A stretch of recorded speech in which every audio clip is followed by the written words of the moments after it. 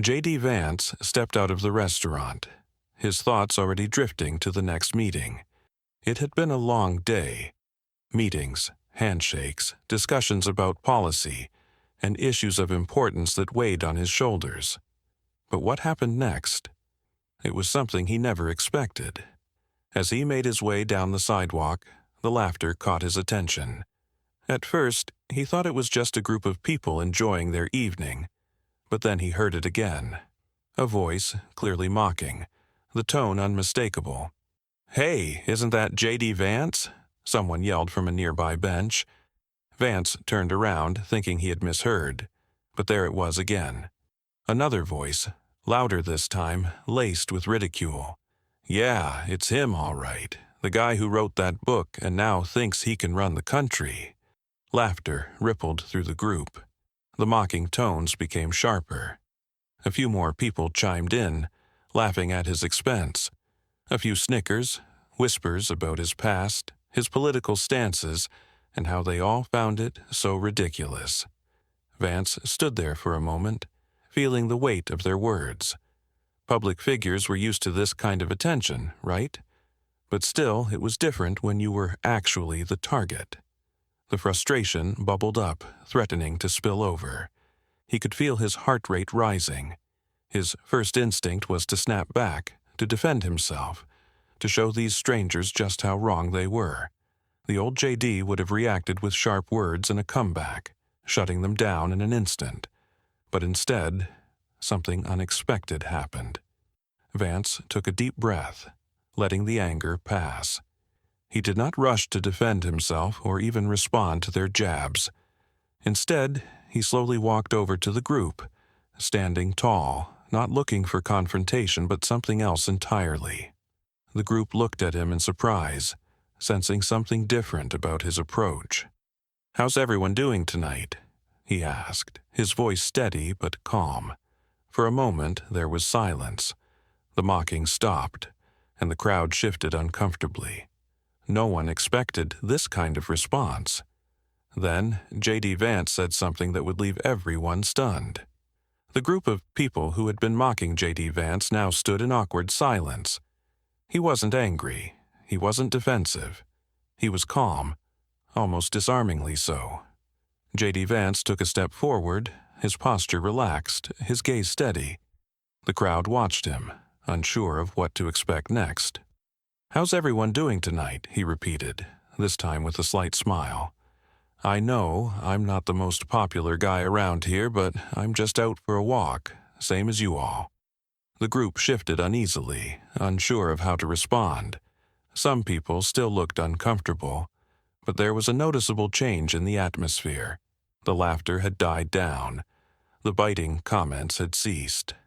Finally, someone from the group spoke up, a young man, clearly unsure of how to react. Yeah, we were just having a little fun." Vance nodded, the smile still on his face. "I get that. I've been the target of a lot of jokes before, so I'm used to it. But here's the thing. If you're going to poke fun at someone, at least make it about something real. I mean, what am I really doing that bothers you?" The group went silent again, none of them expecting such a direct question. Vance took another step forward, his voice still even and controlled. "I get it. You don't agree with my views. Maybe you think I'm wrong about some things, but what do you think we should be doing to actually solve the problems we're facing as a country?" At first, there was no response. The crowd was beginning to look like they were in a moment of reflection, something they hadn't expected when they decided to mock a public figure on the street. Vance waited, allowing the silence to stretch on for just a moment. Then he added, "Look, I'm not going to pretend I have all the answers, but I'm trying to have real conversations, to make a difference in the areas that matter." Then, one of the onlookers, a woman in her 30s, spoke up, almost sheepishly. "I didn't think of it like that. I guess I just see you on TV and, well, I never thought you'd actually talk to us like this." Vance chuckled softly. "Most people don't expect me to be this approachable, but trust me, I'm just a person trying to do the best I can with the position I'm in." The group began to look at him in a new light. What started as mockery had transformed into something much more human, and for the first time, they were listening. Instead of tearing down, JD Vance had done something unexpected. He had built a bridge. The moment of silence stretched out, but it wasn't uncomfortable anymore. JD Vance had shifted the dynamic entirely. The group that had mocked him just moments before was now listening, actually processing what he had said. Vance stood there, calm, but his mind was racing. He had done something different today, something unexpected. Rather than turning the situation into a battle of words, he had chosen to make it a conversation. He wasn't there to defend his ideas at that moment. He was there to just be human. The woman who had spoken earlier, the one who seemed unsure about Vance, looked up at him, her expression thoughtful. "You know," she said slowly, "I'm guilty of assuming a lot about you just because of what I see on TV. Maybe we should all do a little less assuming, huh?" Vance smiled, his posture still open. "I'm glad you said that. It's easy to fall into that trap. We see people in the news or on social media and we think we know them. But the truth is, we don't really know each other until we talk." One of the other onlookers, a man in his 40s with a slight smirk still on his face, spoke up. "I don't agree with everything you stand for, but I'll give you credit. You didn't react like I thought you would." Most people would have snapped back, tried to defend themselves. Vance's expression softened. "I've had my fair share of arguments, believe me, but I realize that it doesn't get us anywhere. It just leaves everyone more divided. We have enough of that, don't we?" The group nodded, some looking surprised at how Vance had handled it. And that's when it happened. The turning point. A man who had been quiet up until now, leaning against a wall nearby, stepped forward. He looked at Vance and said, "You know, I'm not one for politics, but hearing you talk like this makes me wonder if maybe it's time we stopped just yelling at each other and actually started listening. Maybe we're all just frustrated, not hearing what the other side is saying." Vance's eyes brightened, a genuine smile crossing his face. "Exactly," he said. "We all have our frustrations. The trick is figuring out how to use them to actually make a change, not just tear each other down. We need to build more conversations, not more walls." The man, who had seemed indifferent at first, nodded slowly. "I didn't expect that. You're not what I thought you were." Vance's expression grew soft, genuine. "I think a lot of people are more than we give them credit for. We all are." For the first time, the group that had once mocked him was now genuinely engaged. It wasn't about politics anymore, it was about something much deeper. They were connecting on a human level, a conversation that had gone far beyond the jabs and insults. And as Vance turned to walk away, he couldn't help but feel a sense of quiet satisfaction. In a world that seemed to thrive on division, he had managed to do the one thing that truly mattered. He had listened. As JD Vance walked away from the group, he couldn't help but feel the weight of the moment. It was more than just a public confrontation turned conversation. It was a shift in perspective, both for him and for those who had been part of the exchange. Something had changed. As he continued down the street, his mind replayed the scene, the faces of those who had once mocked him now watching him leave with respect. What had started as a typical public mocking had turned into a moment of reflection, a brief, unexpected connection. But Vance knew this encounter would not just end with him walking away. It would have a ripple effect. He was right.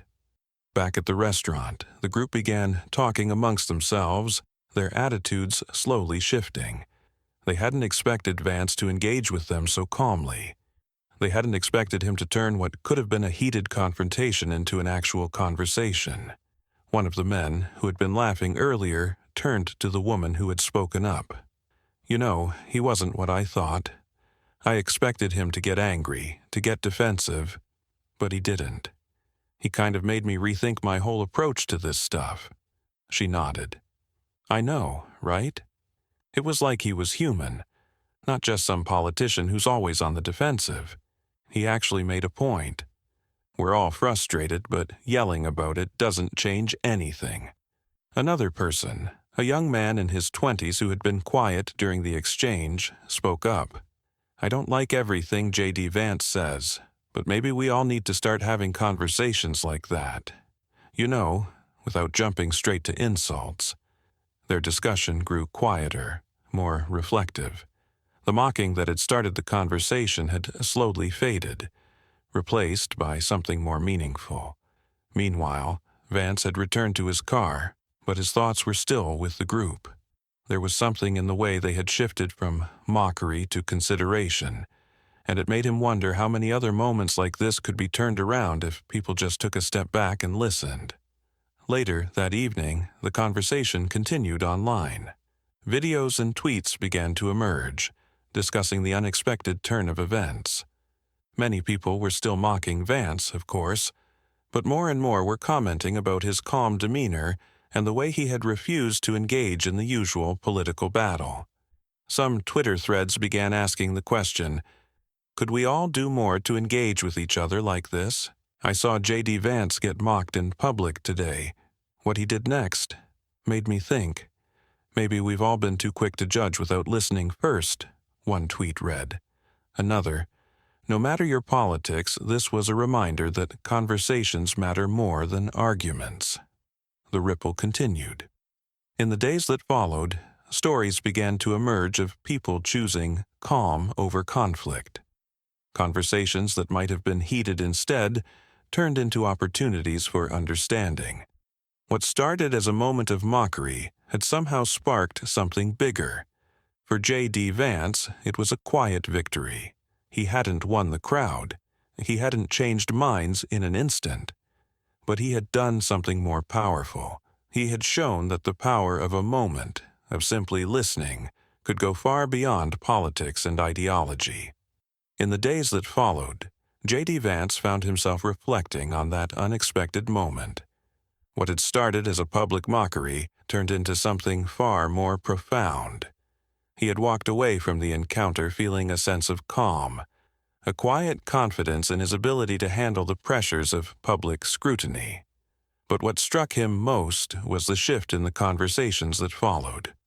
Across social media, in cafes, and even at dinner tables, people were talking about that moment. The viral video of Vance engaging with his critics calmly had captured something beyond politics. It had captured the essence of human connection. For Vance, this wasn't just a personal victory. It was a wake-up call. He had always been known for his sharp rhetoric, his quick, calculated responses. But this moment taught him that there was more power in listening than in speaking, more strength and patience than in confrontation. He began to notice the shift even in his own interactions. He was suddenly being approached by people who would have otherwise avoided him, people who were skeptical of his politics, but who now saw him as someone approachable, someone willing to engage. The media, which had been quick to dissect his previous statements and actions, began to look at him differently. There was a noticeable change in the way his public image was being portrayed.